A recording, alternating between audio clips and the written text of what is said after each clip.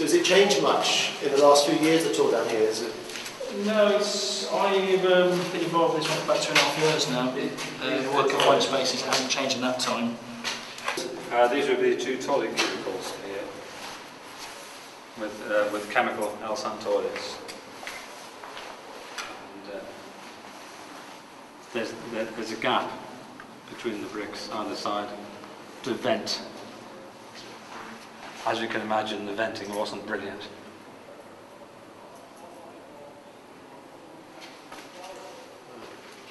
This is a fairly standard airlock here.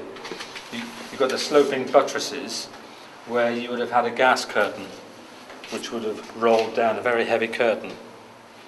And the air raid wardens or the guys on post would be controlling people entering. There'd be another gas curtain there. And I mean, I've actually spoken to somebody who was sitting the other side of the, within the Portland Square shelter, who would have been sitting one side of one of these glass curtains, and even then, when the bomb fell, rubble came through. So how many people could you get down here? Well, in the Portland Square shelter, it was built to accommodate 1,000. Is that a very tight 1,000, or is that? There were standard regulations for the actual spacing. I'm not sure, I think it was 28 inches for an adult, although don't quote me on that. So you could actually work out roughly, assuming that it was seating, benching both sides all the way around with a gap of a defined distance between the 2 rows of benches. Then you could roughly work things out that way. But in fact, in the Portland Square shelter, there were quite a few sleeping arrangements for children. And how long would you be able to last down here? I'm presuming that it was for an overnight duration, really. I mean, some of the raids, in the height of the Blitz, were encompass about 8 hours. So you could well be down here for 8 hours. Mm. And how safe is this air raid shelter?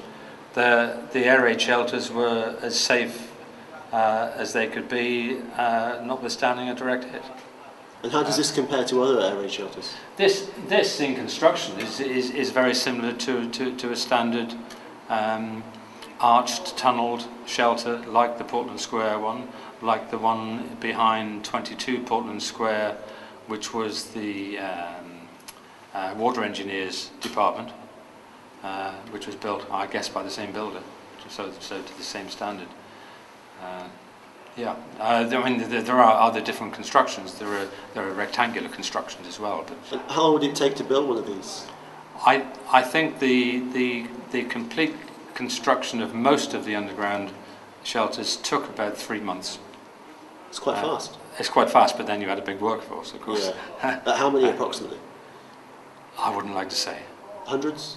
Oh, in Plymouth? Yeah. Well, in terms of a large underground air raid shelters, I would guess in the order of 10 to 50. Again, not an expert in that area.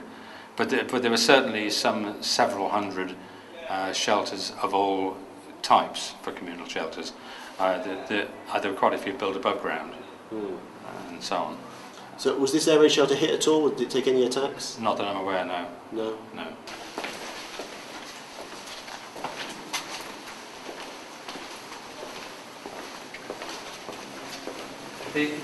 These are all typical of the bulkhead fittings that would have been here. Obviously, these are modern ones, relatively modern. And what would the original ones be like? Almost identical, I would say. Almost identical. Whether these are the original patterns, I wouldn't like to say. Here would be another exit, escape hatch.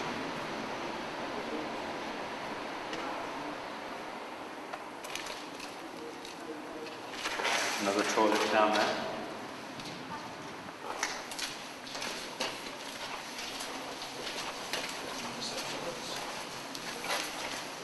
Again, another set of toilets.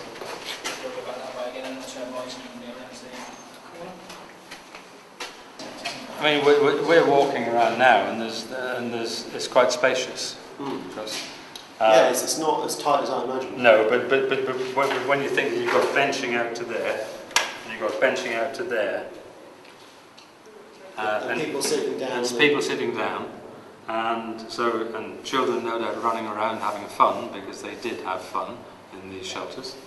New experience. A new experience. I having spoken to one guy who lost both his parents in the Portland Square shelter, his reminiscences of the war years were one of, well, I wouldn't say excitement so much, but you know, he enjoyed it. It was New adventure. Adventurous for a young teenager. Yeah. The war years were something different, and even though he lost his parents. This, I would imagine that although this is somewhat deeper than the Portland Square air raid shelter, this would have been the standard sort of arrangement. Again, you've got the sloping buttresses with the gas curtain on the outside.